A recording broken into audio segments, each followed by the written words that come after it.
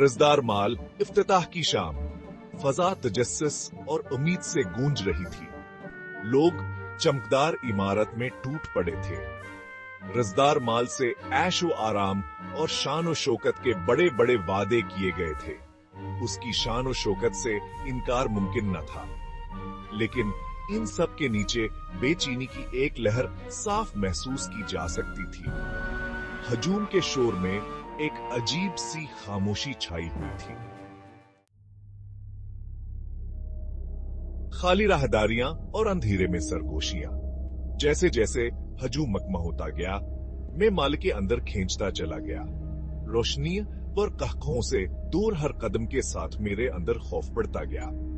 फजा भारी होती गई और खामोशी मेरी अपनी आहट की बाजगश्त के सवाक्षन हर ही ऐसा अलगता था जिसे सायों से हल्की हल्की सरगोशियां आ रही हो। मुझे महसूस हुआ कि किसी के नजरे मेरी हर हरकत पर हैं। बंद दुकान, एक प्रसरारा शारा, एक सुनसान राहदारी के आखिर में एक दुकान बंद पड़ी थी। उसके शीशे पर मटिया और मकड़ी के जाले जमे हुए थे, जिससे अंदर देखना नामुमकिन था। दुकान का ना मुश्किल ही दिखाई दे रहा था।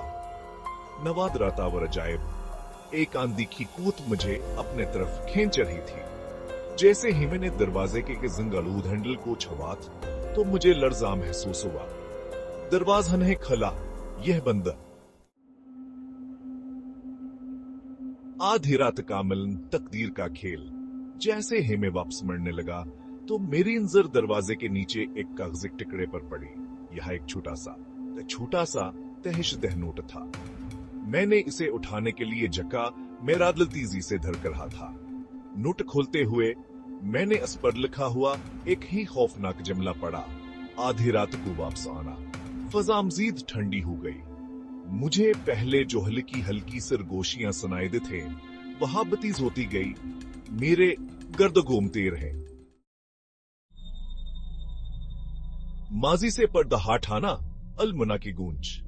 मेरे कमरे में रखी हुई पर आनी घड़ी ने बार हब जाए असकी गूंजने में मुझे बेचैन नींद से जगा दिया। एक आंधी की कुव्वत से मजबूर होकर मैं अपने आप को माल के बाहर पुराने सामान की दुकान के सामने खड़ा पाया। दरवाजा बहल का साखला था और एक टमटमाता हुआ गैसोलीन का अंदरूनी हिस्से को रोशन कर रहा था।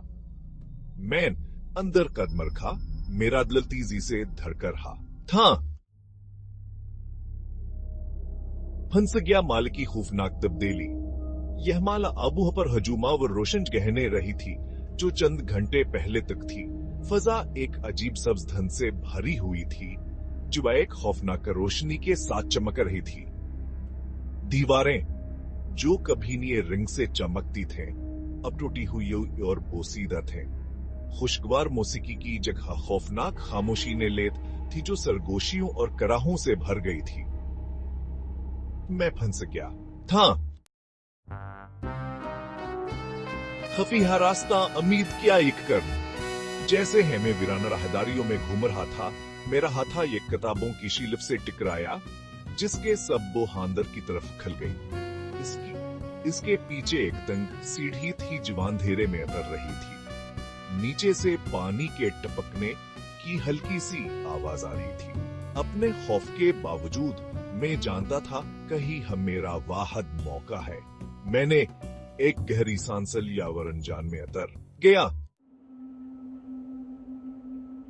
डायरी सच्चाई से पर्दा हटाना। फजा फफूंदिया और बोसीदगी की बू से भरी हुई थी। सीढ़ियों के नीचे एक टमटमाता हुआ बल्बा एक छोटे से गर्द आलूद कमरे को रोशन कर रहा था। बीच में एक लकड़ी की मेज रखी थी जिस पर एक पुरानी चमड़े की जल्द वाली डायरी पड़ी थी। जैसे है मैंने उसके बोसीदा सफात खोले, एक खौफनाक हानि मेरी आंखों के सामने खल गई। यह डायरी माल के साबक मालिक की थी जो लालच में मुब्तला था और पागलपन का शिकार हो गया था। भागना और पीछा ना उम्मीदी में फरार। डायरी बंद करते है मुझ पर खौफतारी हो गया।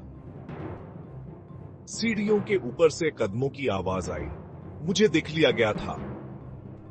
मुझे भागना था। मैं सीढ़ियों से वापस भागा, पीछा करने वालों की आवाजें करीब आती गई। माल मुझे धोखे दे रहा था। अस्केरा हदारियां एक भूल भलियां के तरह बदल रही थे, जो मुझे अपनी गहराइयों में कैद करने के लिए तैयार थी। तजस्सुस की कीमत एक्स बक्सीख लिया। मैं माल से बाहर ठंडे रात में निकला। मेरे फीफड़े जल रहे थे।